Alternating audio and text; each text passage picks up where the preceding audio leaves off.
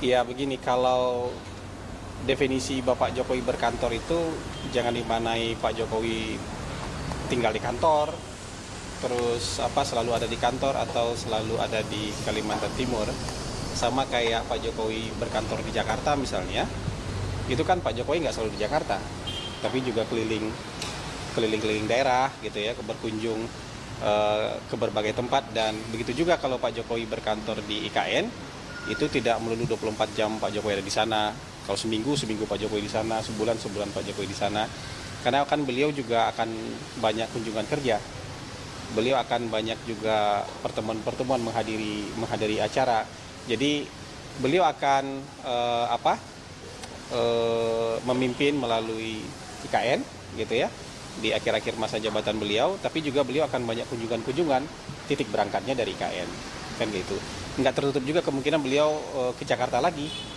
Jadi ini kan ada banyak istana negara, ada banyak istana presiden yang bisa dipakai oleh presiden untuk menjalankan roda pemerintahan. Bisa di Jakarta, bisa di Bogor, bisa di IKN juga. Jadi ini sesuatu hal yang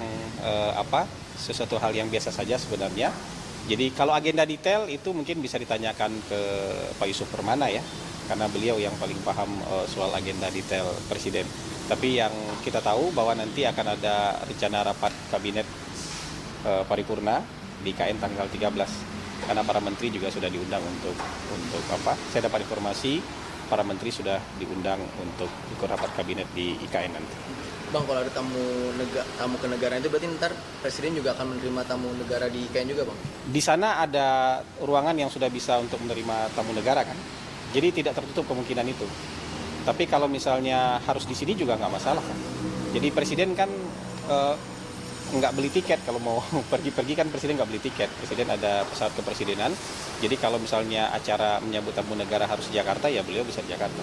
Tapi tempat di sana juga sudah bisa. Untuk menerima tamu negara juga sudah ready gitu untuk menerima tamu negara. Jadi nggak tertutup kemungkinan untuk itu.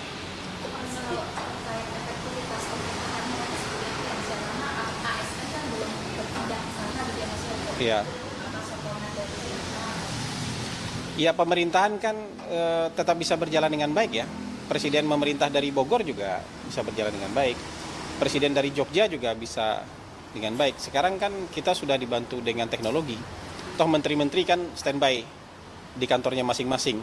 Kepala badan standby di kantornya masing-masing untuk menjalankan arahan dari presiden. Dan sekarang kan kita nggak terhalang lagi karena teknologi sudah sangat maju kan. Bahkan rapat pun kita juga bisa dengan virtual kan. Bisa hadir langsung, bisa juga dengan virtual. Perintah-perintah juga bisa diberikan presiden melalui sambungan telepon, bisa lewat rapat virtual, atau bisa memanggil pejabatnya langsung. Jadi menurut saya nggak ada masalah dengan efektivitas pemerintahan.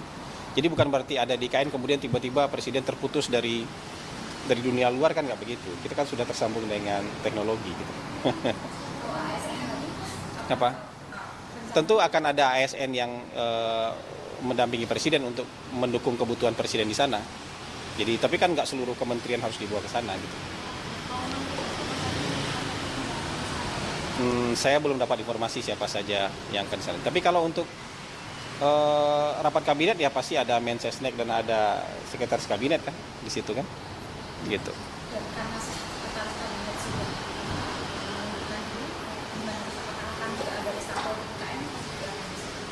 Itu hak prerogatif presiden tuh, saya nggak bisa mendahului itu. Jadi saya tidak bisa tahu lebih awal daripada presiden. Nanti tanggal 19 atau tanggal 20 tuh akan ada rencana groundbreaking di IKN. Ke-8. Iya, yang groundbreaking ke-8. Dan itu mungkin di antara groundbreaking itu ada 2 groundbreaking yang investasi asing kan. Ada satu dari China, ada satu dari Australia. Jadi ini sudah menunjukkan bahwa kepercayaan swasta itu dan termasuk juga investor asing untuk berinvestasi di IKN sudah mulai kelihatan wujudnya.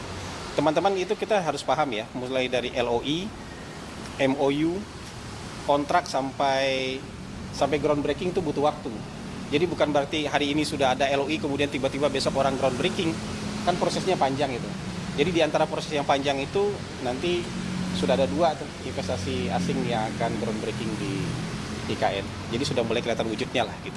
Ya, konfirmasi kembali Pak, kan memang perjalanannya panjang, tetapi memang apakah alasannya adalah untuk Ya memberikan bisa banyak hal, itu presiden sendiri yang tahu kebutuhan itu. Tapi yang jelas Pak Jokowi juga ingin memperlihatkan kepada publik bahwa sudah ada yang selesai di IKN, sudah ada yang bisa beroperasional di IKN.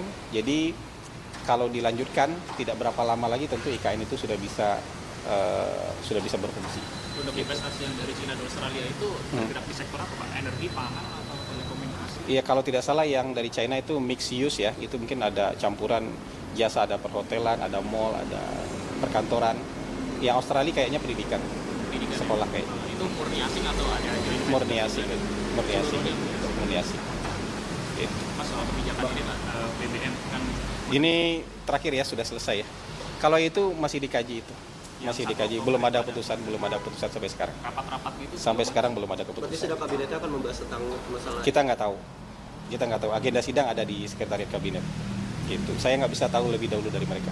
Bang, terakhir mungkin Bang soal nomenklatur Dewan Pertimbangan Agung ini yang ditolak Bang akhirnya oleh Itu kita belum bisa bersikap soal itu. Alasannya apa Pak, Iya. pemerintah menolak perubahan nomenklatur BPH? Dewan. Kok pemerintah menolak? Ya, kemarin Bahkan ditolak di Saya belum bisa memberikan informasi soal itu. Nanti ya. kemarin Gitu. Pak Ahmad Baidowi bilang pemerintah Saya belum bisa kasih pernyataan soal itu. Tadi kita bicara soal IKN dulu. Oke, ya. Pak soal yang katanya di Pampres saat kemarin itu bagaimana Pak? Komandan Pas Pampres sudah membantah itu kan? Sudah dibantah dan sebenarnya kan Pak Presiden nggak pernah sendiri. Teman-teman media punya gambarnya nggak? Punya videonya nggak? Biar tahu benar ada itu atau siapa yang melakukannya. Kita kan belum bisa konfirmasi sampai sekarang. Karena dari Pas Pampres kan sudah nyatakan tidak ada dari mereka kan. Untuk SOP warga yang mendekat ke Presiden bagaimana Pak? Kalau di sana sendiri? Iya itu kan diatur oleh Pas Pampres. Iya itu diatur oleh seperti biasa aja. Yang mendekat ke Presiden kan harus dapat clearance dari Pas Pampres kan. Kalau yang nggak dapat clearance ya tentu nggak bisa. Gitu ya. Pak, soal potongan gaji yang katanya Nah, ada saya tambahan sudah nih, Pak. cukup ya, sudah banyak ya. Thank you. Kantor siapa? Ya, nanti kita lihat. Kalau mau lihat rencana kantor kita kan, teman-teman boleh ikut lihat ke dalam. Gitu. Boleh, ayo. Download Tribun X sekarang. Menghadirkan lokal menjadi Indonesia.